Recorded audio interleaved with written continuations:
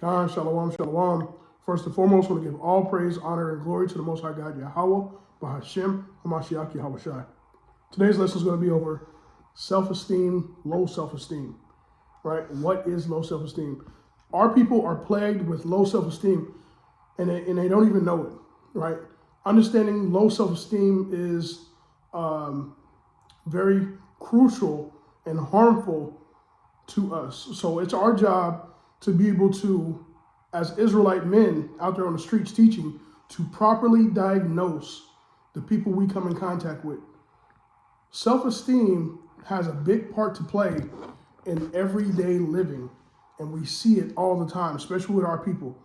A lot of times when we talk to our people and they want to always automatically bring in the white man.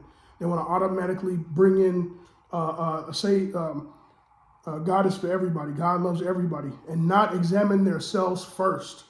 They don't see themselves important enough to look at themselves first. They got to look at someone else and try to bring them into the fold instead of looking at themselves and trying to heal themselves first, right? Our people went through slavery. Our people went through a lot of traumatic experiences and didn't receive any help. We didn't receive no type of psychology therapy or nothing, right? We just came out of slavery, got persecuted, got beat. We still getting beat down with as far as getting gunned down in the streets, getting treated unfairly when it comes to banks, loans. I mean, you name it, we got it. We got the problem, right? So we constantly getting beat down, and we're dealing with a people with low self-esteem issues, right? Their self-identity and their self-worth is diminished. And we have to identify that problem and address it properly according to the Bible and to get them proper help. So let's get the definition of self-esteem.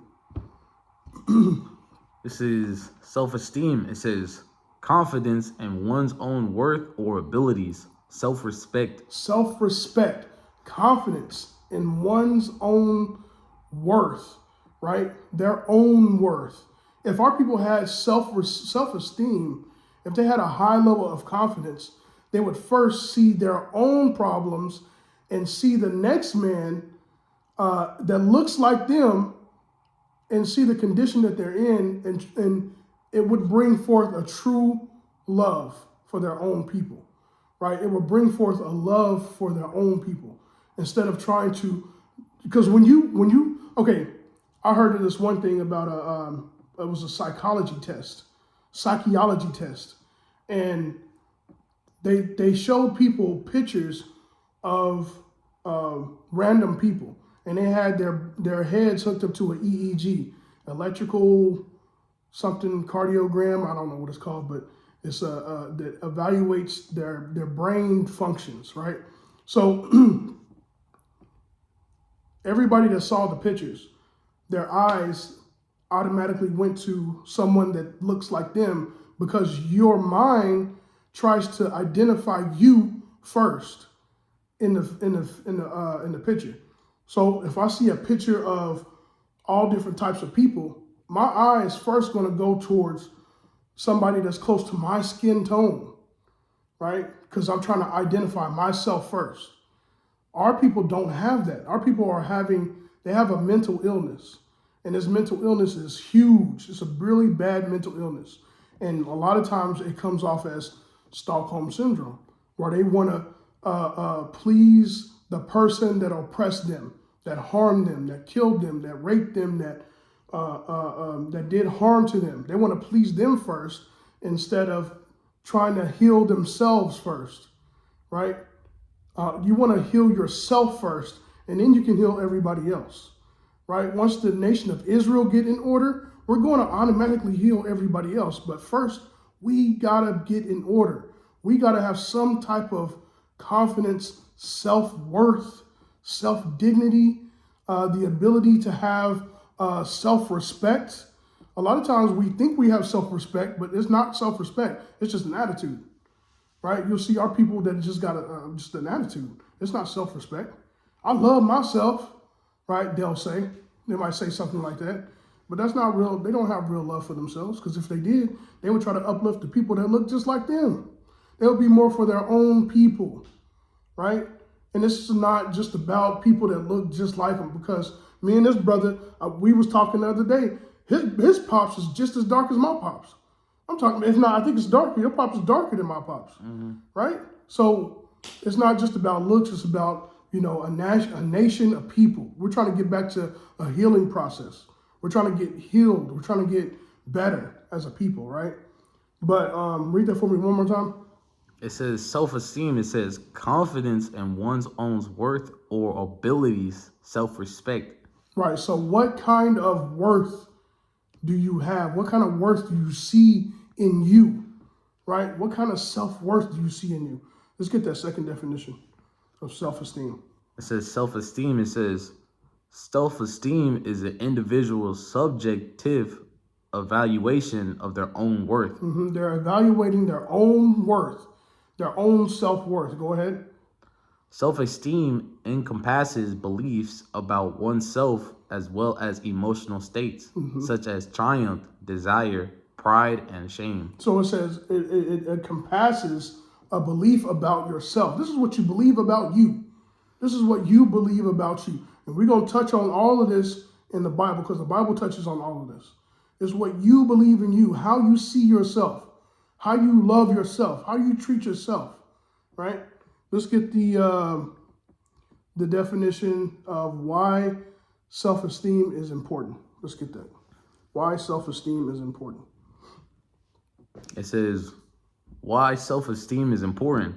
Self-esteem impacts your decision-making process. It does what? It impacts your decision-making process. Self-esteem impacts your decision-making process. Your self-esteem, it directly affects your decision-making, right? Whether you're going to see your own people and first start to heal yourself and your people, or are you going to go outside of your own body, outside of your own people, and try to heal them first and then yourself? That's backwards. That is backwards. That's mentally ill. Nobody, no other race, no other nation on the planet does that. No other nation on the planet will be like, okay, I know we have a lot of poverty and there's no healthy people in this country. So let's first go outside of our country and start to develop these other nations and making sure they're okay. And then we start to heal our own people. That's ass backwards. That's wrong. That's a mental illness, right? So that's what we see in a lot of our people. You see this in individuals. You see this in your family members, whether they're attorneys for the other race. They want a lawyer for them. Well, there's some good white people, right? That's what they'll do. They're lawyering for them. They're being their attorneys, right? Instead of looking at themselves and being like, okay, a lot of my people do have problems. We do have mental illnesses. We do have sicknesses. Let's first heal us first. Let's first take care of us first. And then we can start to worry about, even when you get on the plane, right? And I ain't never been on a plane, but I knew this just because I've learned it from other people and I've heard it growing up. When you get on the plane, they tell you what to do in the case of emergency, right? They'll tell you, hey, these things will fall out of the sky, out of the compartments that's above you, and you put your own mask on first, your own breathing apparatus on first. And if you have a child next to you that can't do it, then you help them. So if you have a little child next to you, you put yours on first. Boop, boop, boop, boop, right? You're breathing okay. I'm good. Everything is sealed. I'm breathing okay. Then I go to the child and make sure that they're okay, because that only makes sense. That's only logical. That's only logic thinking. It don't work in the other way around. Let me help my kid and then you pass out, right? Because you helped your kid. You tried to help your kid. Now both of y'all are in danger because you didn't even finish your kid. Now your kid's in danger because you were in there because you didn't fix yourself first, right? It's only common sense, man. But it directly impacts your decision making, right? Self-esteem impacts your decision making, man. And that can go into a multitude of different things, a multitude of different harm, whether it be lust, whether it be too much self-confidence, it becomes into pride. Now you're starting to spew out abominations, whether it be It just goes into a number of different avenues, man. Right? Not your decision and your decision making. There's a lot of different decisions, right? Whether I'm too much drinking, right? Not good eating. It directly affects your decision making, man. Go ahead and finish that out. It says why self-esteem is important. It says self-esteem impacts your decision-making process, your relationships. Your relationships, huge, man. We have a huge problem with that in the nation of Israel. Go ahead. Your emotional health. Emotional health, that is huge too, man. We have an emotional damaged people. Emotional damage, right? There's a lot of emotionally damaged Israelites, man. Go ahead. And your overall well-being. Overall well-being, man. Everything affect the self-esteem affects everything about a person, man. Go ahead. It also influences motivation as people with healthy, positive view of themselves understand their potential and may feel inspired to take on new challenges. Man, so it affects everything about the person. Literally. It literally affects everything about the person, right?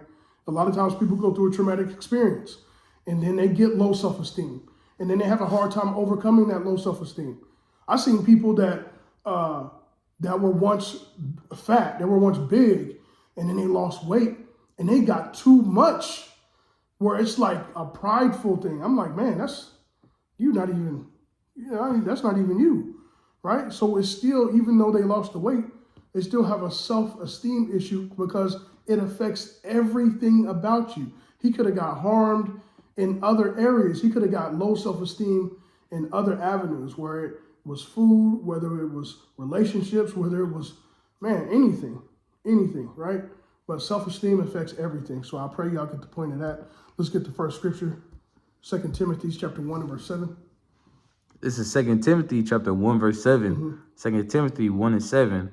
For God had not given us the spirit of fear, but of power and of love and of a sound mind. Right. So the Most High God didn't give us the spirit of fear, right? He didn't give us, because once we start to get into the scriptures, we're going to find out that having a self-esteem issue is directly correlated with fear, right? You have a problem with fear, and now you start to feel different about yourself.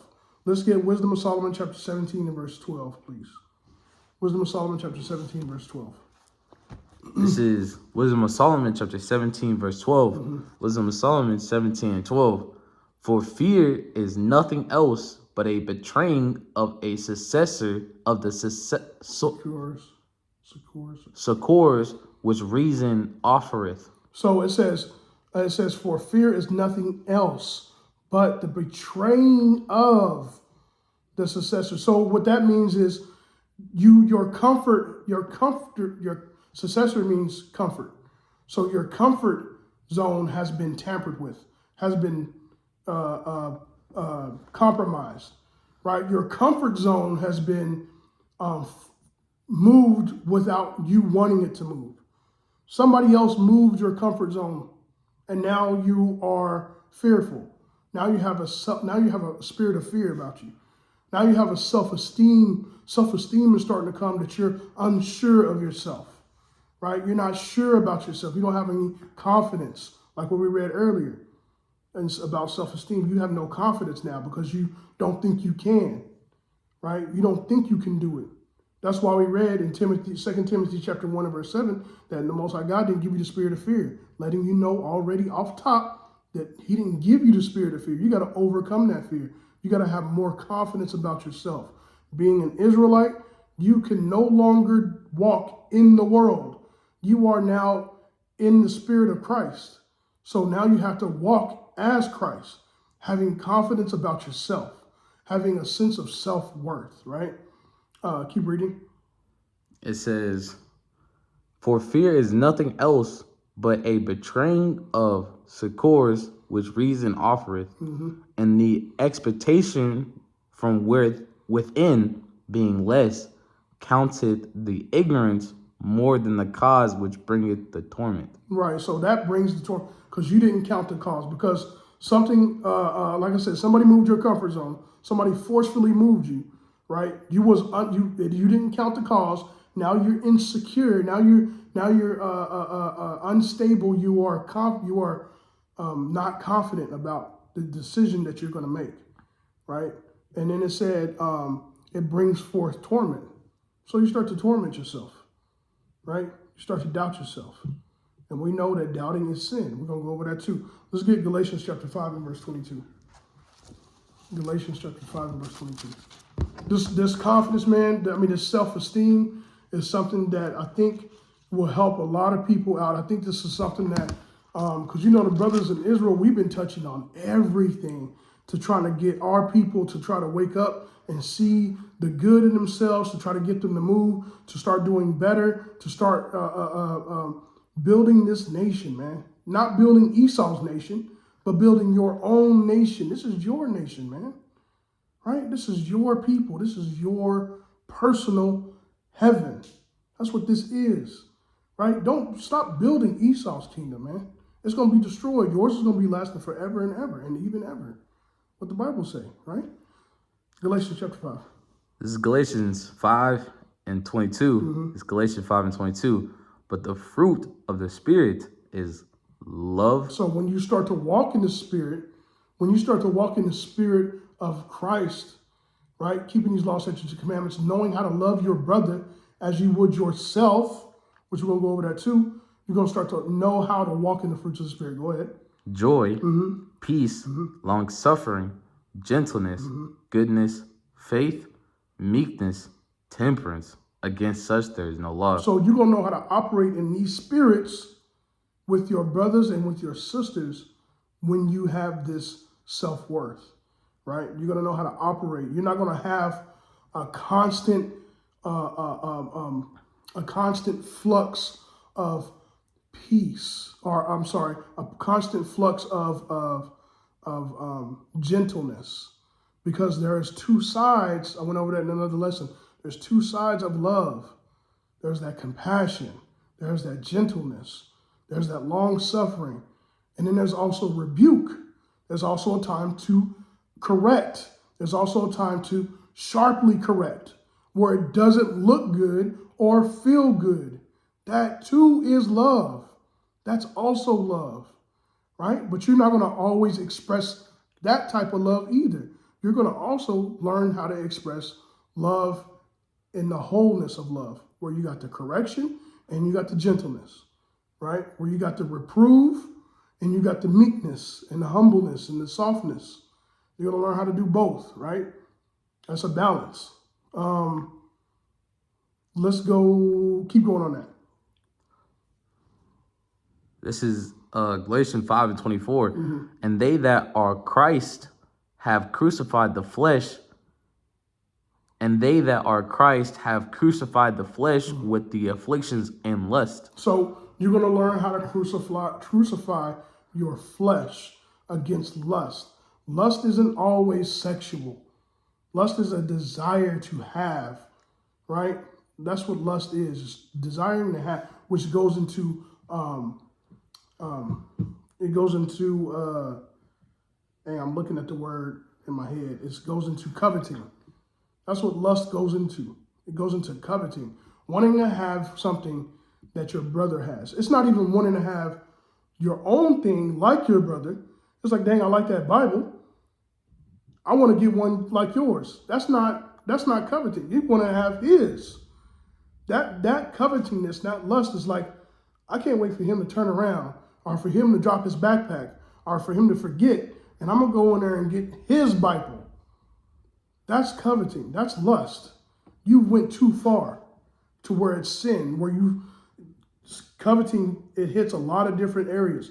You've stolen, you've hated your brother, you've lusted. It goes into a lot of different areas, man. Coveting this dude. So keep going. Verse 25.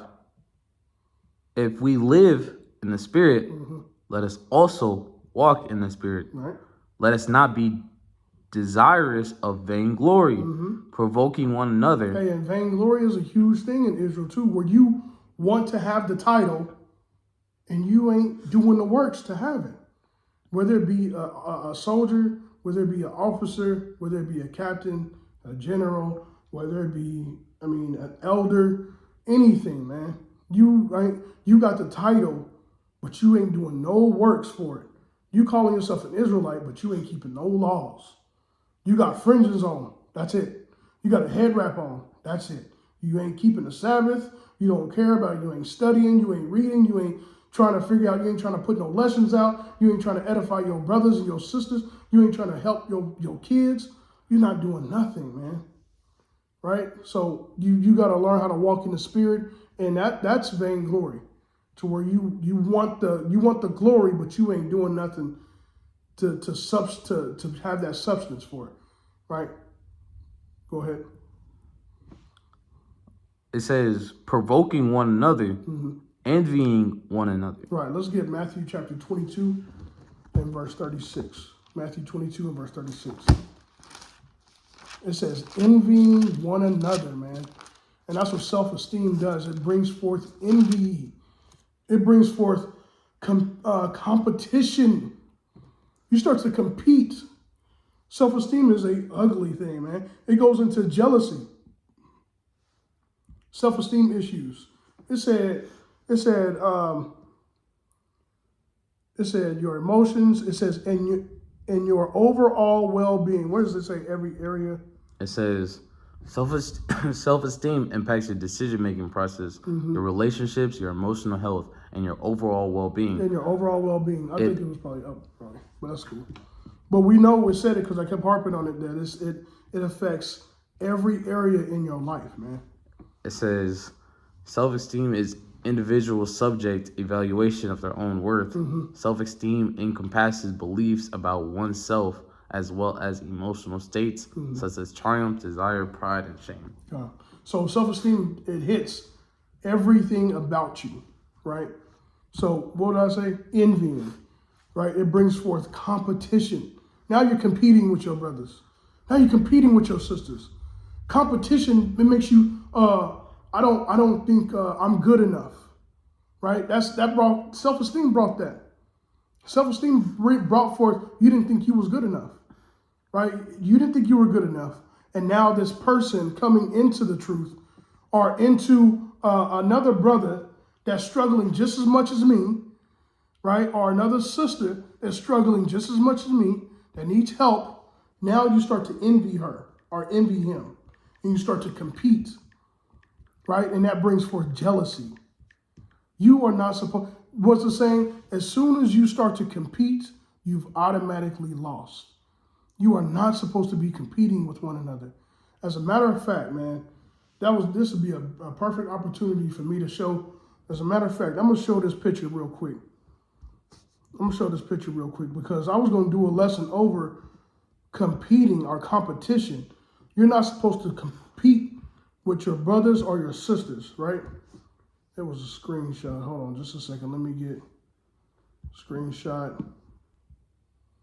I think it was a screenshot. It might have been download. Hold on.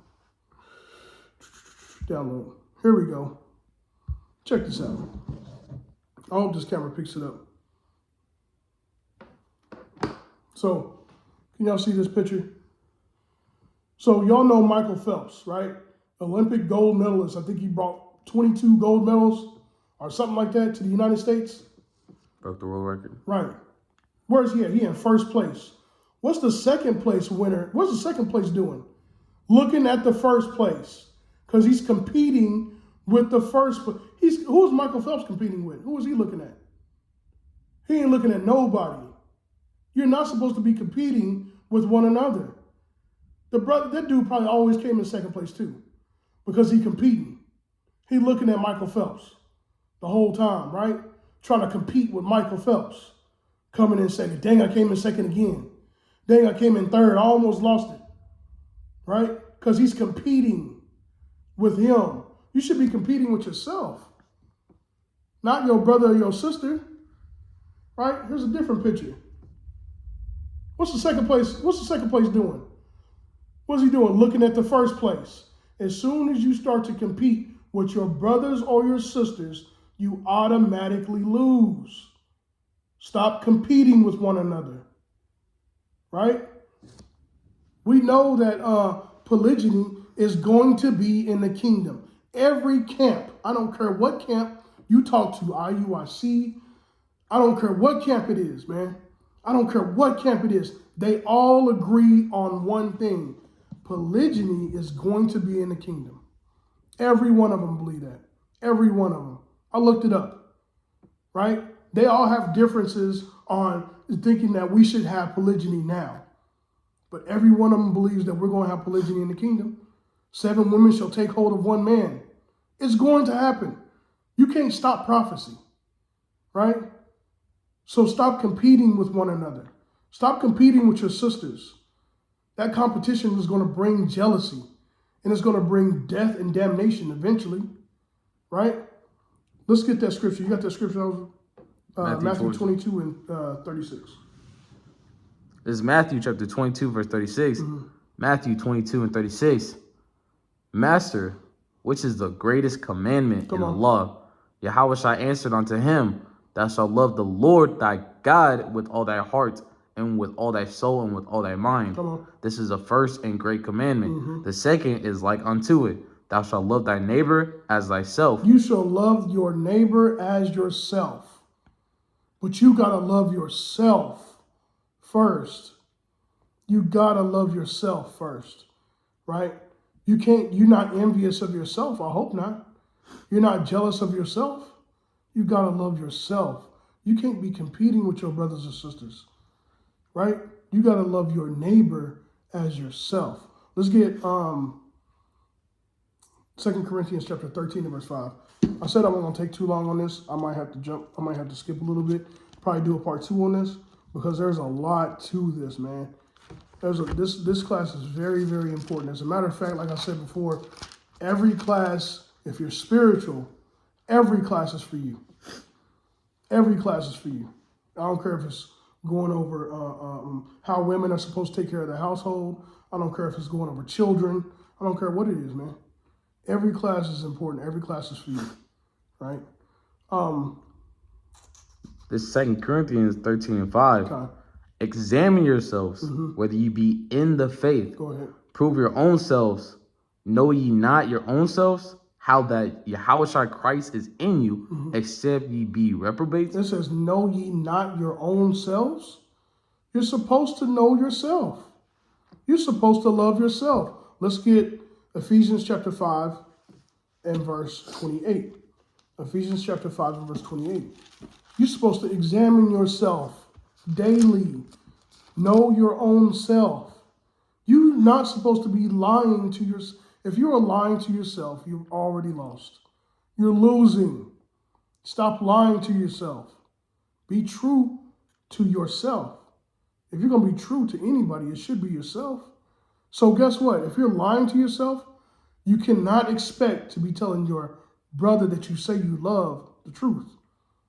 Nobody is going to believe you. If you are lying to yourself, you're going to be lying to your sister. You're going to be lying to your brother. You're going to be lying to your children. You're going to lie. So stop lying to yourself. Examine yourself. Don't you know your own self? Examine yourself. Are you telling yourself the truth?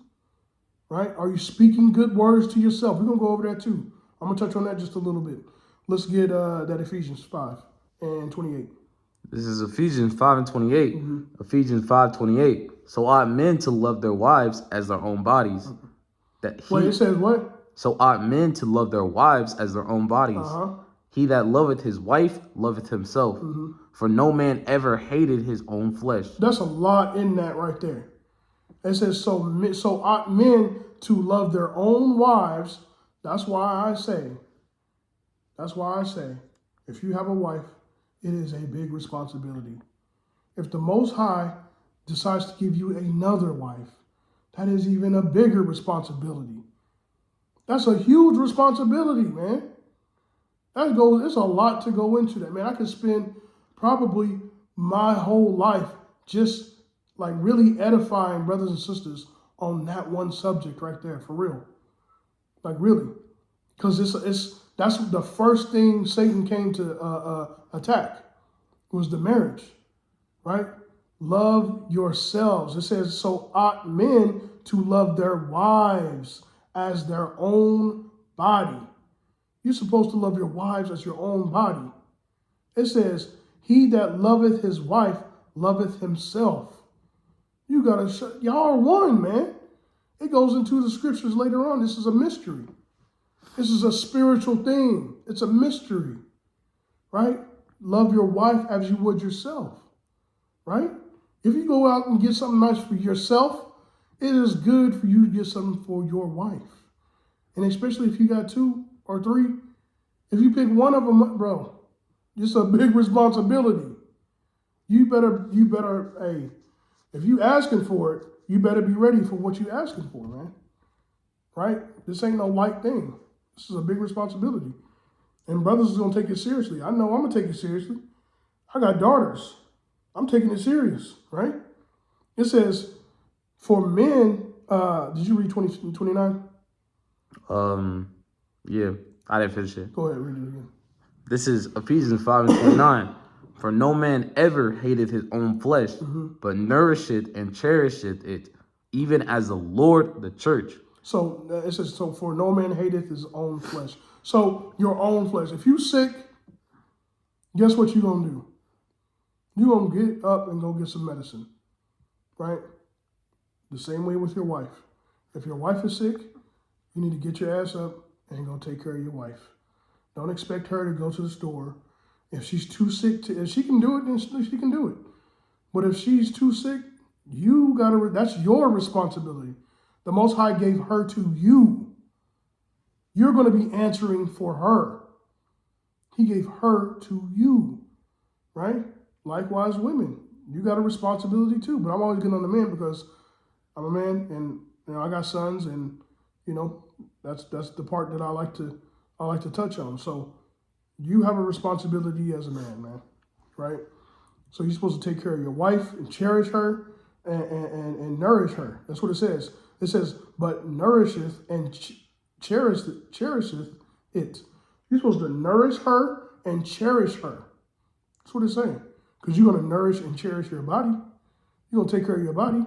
You're going to clothe your body. You're going to groom and wash your body. Right? You're going to make sure you smell good and look good. Right? It says, even as the Lord, the church, right? So let's get Romans chapter 14 and verse 23. Romans 14:23.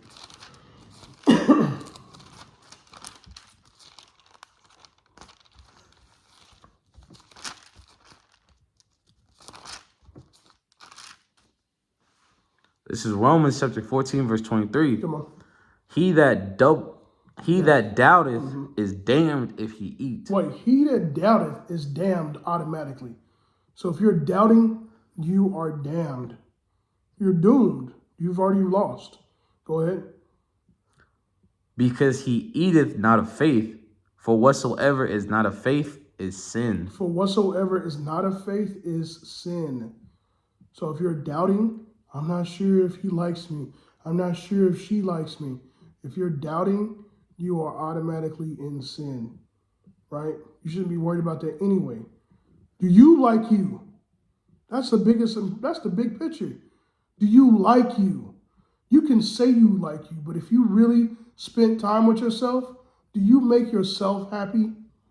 If you can't make yourself happy, don't expect to make no one else happy. Period. You need to be able to learn how to make yourself happy first. Love yourself, right? And then you can love somebody else, right?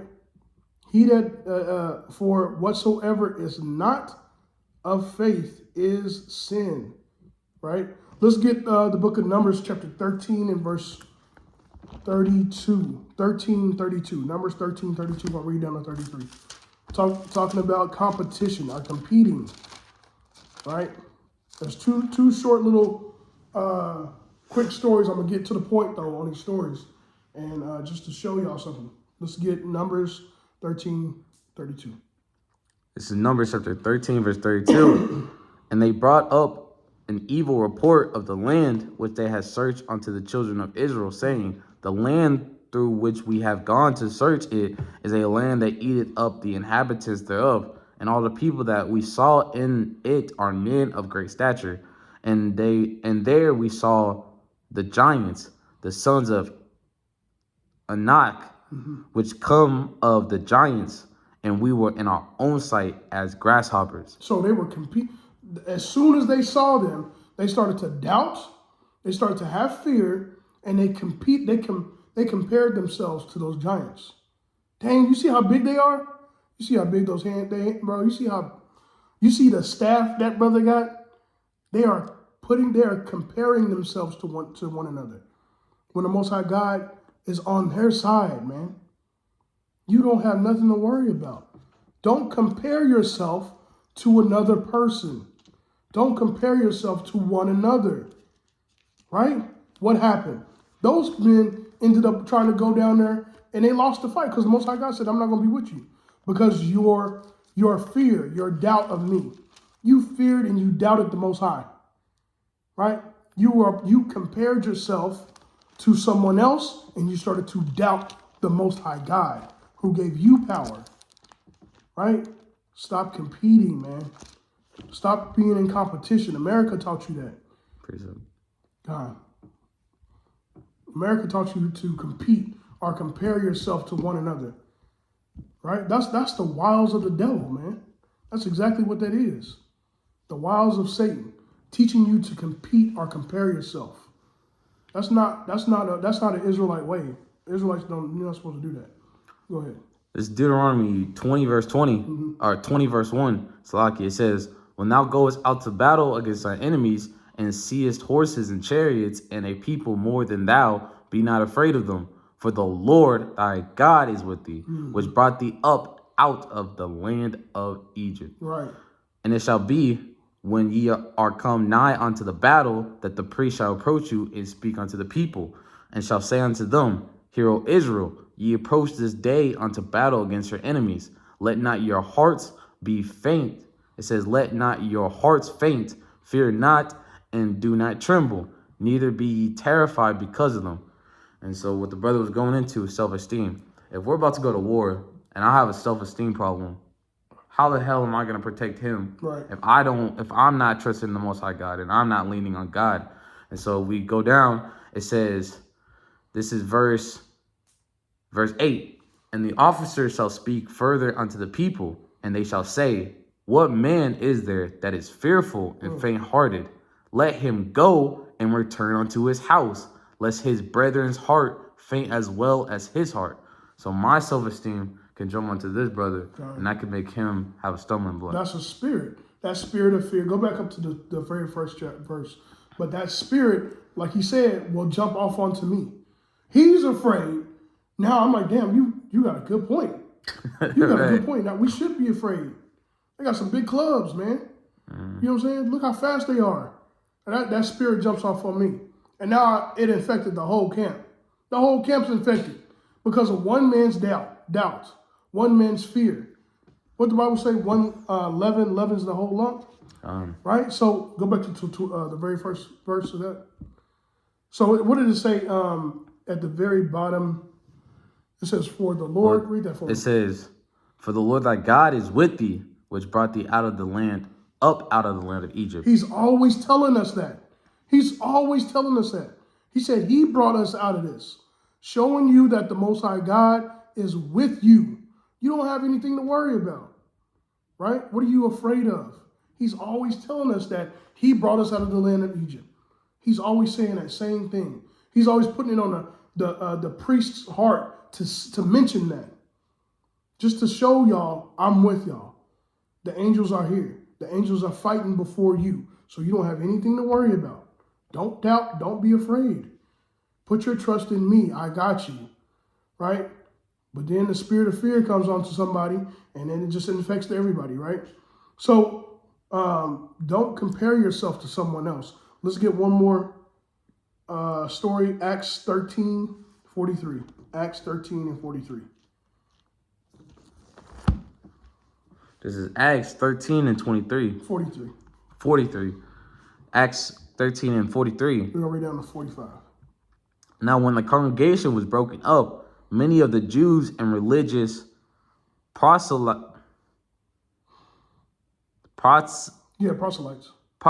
followed Paul and Barnabas, who, speaking to them, persuaded them to continue in the grace of God. And the next Sabbath day came almost the whole city together to hear the word of God. And when the Jews saw the multitudes, they were filled with envy. They were what? They were filled with envy. So when the Jews saw the multitude, they were filled with envy. They start to get jealous. They start to get envious, right? They started to compare themselves, compete. They started to get envious, man. Go ahead, finish that out. And spake against those things which were spoken by Paul, contradicting and blaspheming. Man, they was bringing forth ugly lies, man. Ugly speeches. Competition, competing against Brother Paul and the other disciples. Other disciples, man. So that's an ugly thing. You're not supposed to compete. It says they were filled with envy when they saw that. Don't let your eyes deceive you. Let's get Proverbs 23:7.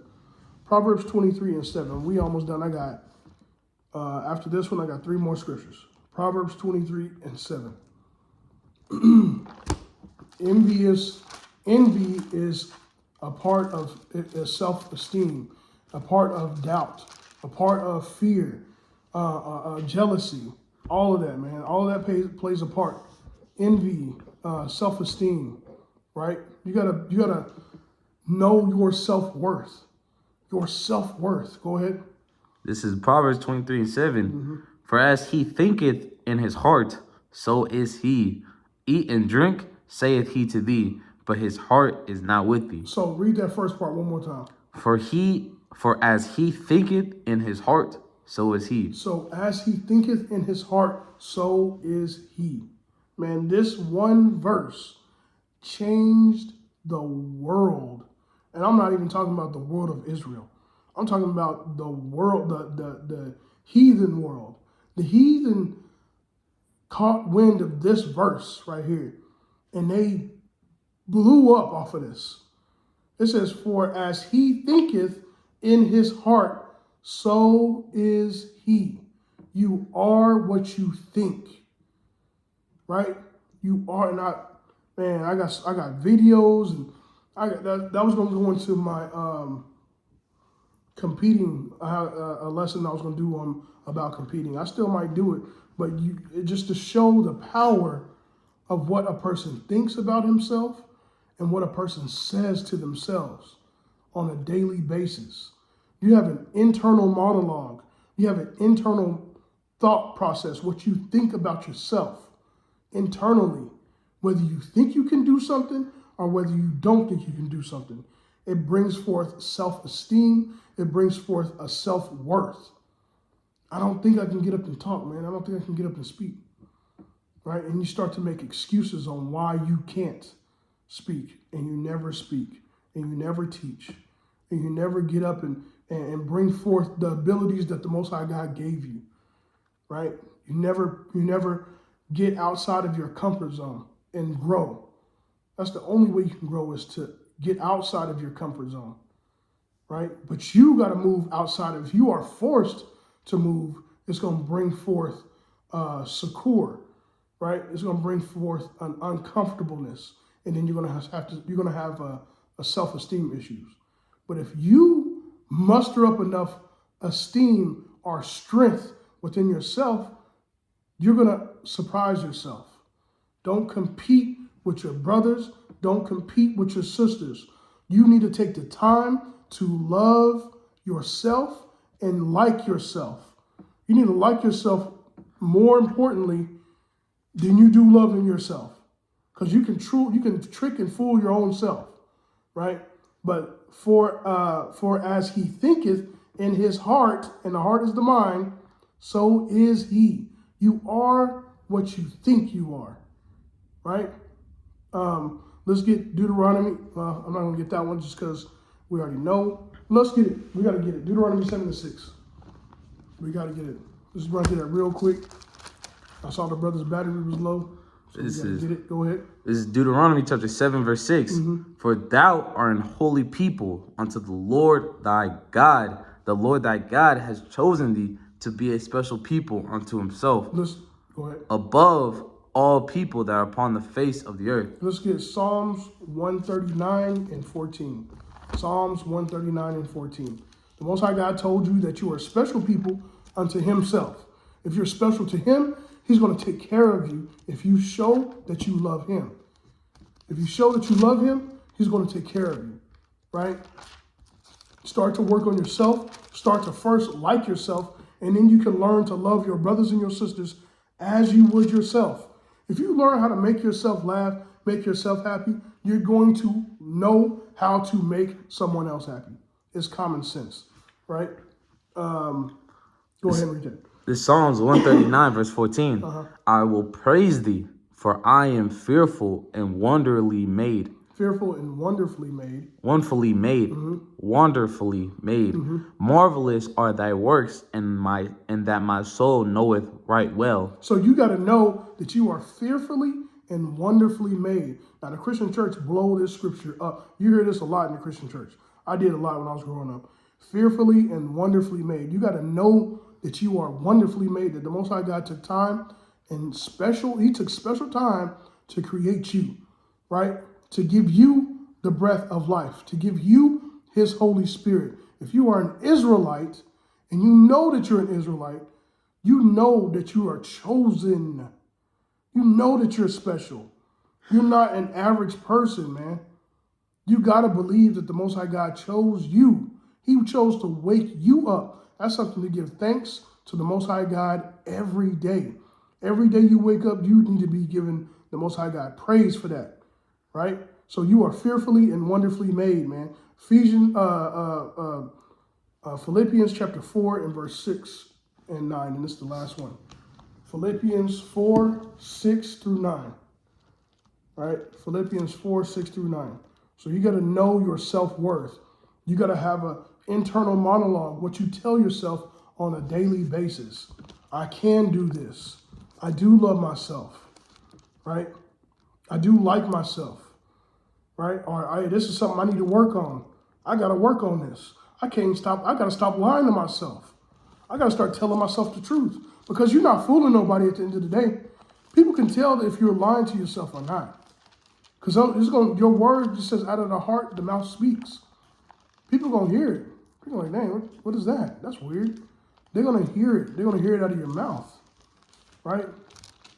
So take time to work on yourself. Right? You are fearfully and wonderfully made. Thus saith the Bible. Philippians chapter 4 and verse 6. God, slide you.